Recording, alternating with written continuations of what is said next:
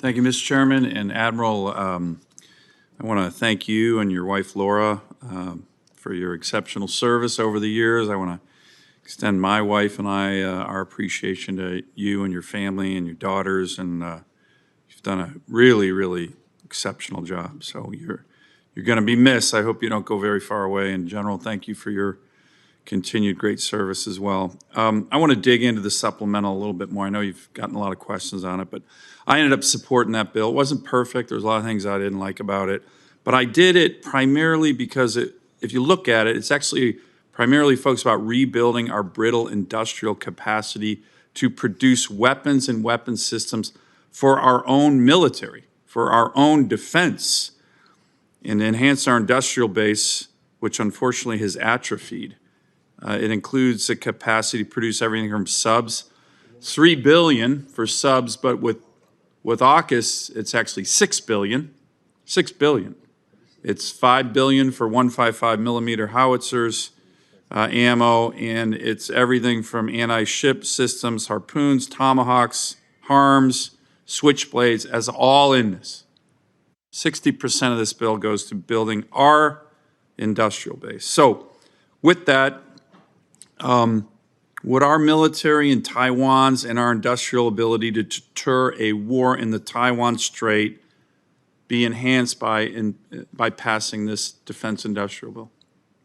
Yes, Senator, absolutely, and I appreciate the support of you and the Congress to identify those needs, again, both whether they for Ukraine or directed towards the Indo-Pacific. As you point out, they absolutely, that bill absolutely supports the increased industrial base requirements for ships, submarines, weapons, and other things, critically important. In general, on the Korean Peninsula as well? I mean, $5 billion for 155 millimeter howitzer rounds produced in America, that's not insignificant. Yes. And then, so without it, you think we'd have less deterrence in the Taiwan Strait and the Korean Peninsula? The funding in that bill is absolutely critical. General? Yes, Senator. You know, one criticism of the defense supplemental is it does not prioritize the correct demand signal for the threats we face, including in the Indo-PACOM theater. I find it a little curious since I work directly with you and your team, Admiral, to shape the bill to give you the weapon systems that you think you need. I would say you're probably the most expert person probably in the world on what you need to deter a war in the Taiwan Strait. So you think that criticism is accurate, that it doesn't hit the correct demand signal that you need since you shaped the bill? I know that for a fact since we worked. Senator, from my review, again, as it applies to the items I've required or asked for in the independent assessment for 3 years, 1254 last year and a 1302 this year, that bill absolutely gets after my requirements. And another one of the views of some of the critics is that we shouldn't focus on assisting Ukraine because that takes away from defending and deterring a war in the Taiwan Strait. So Putin can roll over Ukraine, but will be strong in the Taiwan Strait. Does deterrence work that way, in your experience? No, sir. As I've testified, the global threats are inextricably linked. So deterrence isn't divisible. You can't be strong in the Taiwan Strait but let an authoritarian roll over someone we're trying to support in another part of the world. Do you think that works? No, sir. It's General, do you think that works that way? Deterrence, it's divisible. We'll be strong here but weak over there, but everything's going to be good? No, Senator. The world's getting smaller, not larger. Let me ask one final question, and it goes to this administration's focus on these issues. Admiral, you have, I think, done a great job in this bill, so thank you again. But you've been talking about overmatch. You've been talking about trending in the wrong direction. You just said we haven't faced a threat like this, that's China, since World War II. To me, this is the 1930s all over again. Authoritarian dictators are on the march. They're very aggressive. We've seen this movie before. The big difference is in the late 30s and early 40s, before Pearl Harbor, President Roosevelt undertook a massive rebuilding of our military, tripled the size of the U.S. Navy. A lot of people don't know that. by December 1941, we had actually tripled the size of the U.S. Navy. So we are on the way. Unfortunately, this administration and this president are putting forward budgets that shrink the Navy year after year.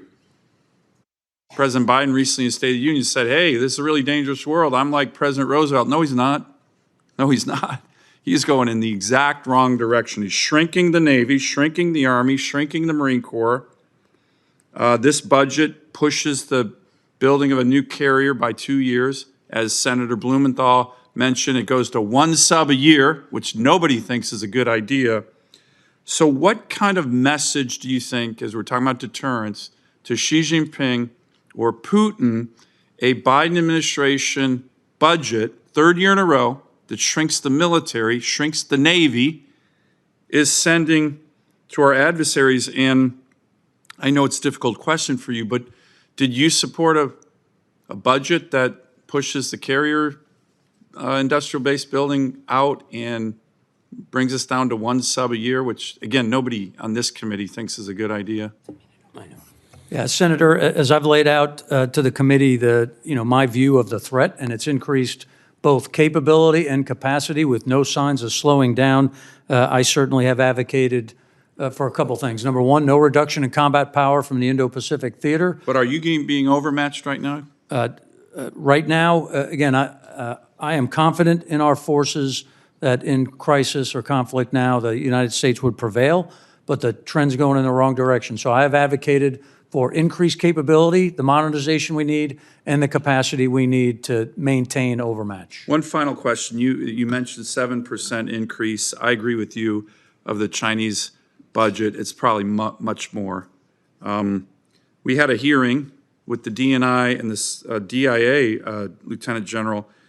It was classified, but I'm going to say what they said because they've not gotten back to me. They actually said they thought it was over $700 billion. I've asked them to come and help make that public and explain it. Really important for the people of this country to know. $700 billion from the Chinese probably, or maybe more. They've never gotten back to me, so if the DNI or the DIA director, they're listening, they should get back to me on this, make this public. Do you have an estimate of what they're producing, either of you, annually? And I know they say 7% is probably double that. What do you think? Yes, and I don't know if I have an estimate. Again, I don't know if it's even worth comparing, right? The issue is what's coming off the assembly line, and it's significant at 10 warships, high-end warships alone this year. Jeez. Cruisers, destroyers, full rate production for J-20s, increased missile systems, satellite systems. To me, that's the metric.